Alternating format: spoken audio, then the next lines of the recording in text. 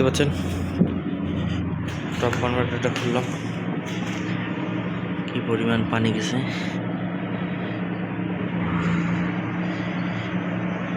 পানি আর বালু,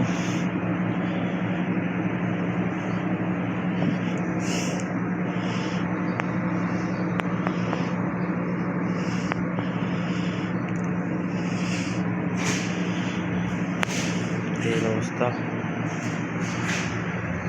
সব মালামাল খুলছি,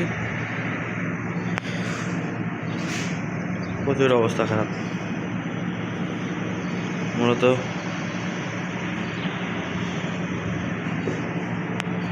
এই গাড়িটা ফাঁসে গেছিল, মানে পানির তলে গেছিল গাড়িটা সাগরের মধ্যে, এই জন্য গুলো বাদ হয়ে গেছে। প্রিমিয়ামের কি অবস্থা, এটারও অবস্থা খারাপ, সব প্রিমিয়াম বাদ হয়ে গেছে।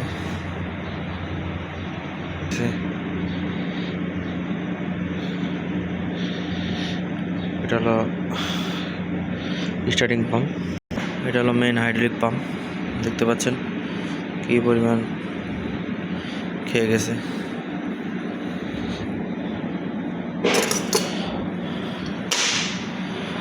আর এটা হলো চার্জিং পাম্প আর ট্রান্সমিশন পাম্প।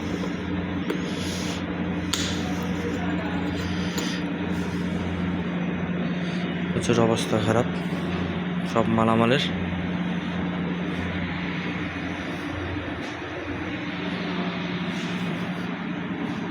প্লাঞ্জারগুলো ভালো আছে,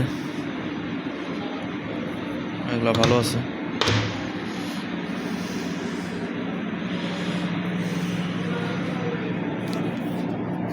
এই অবস্থা।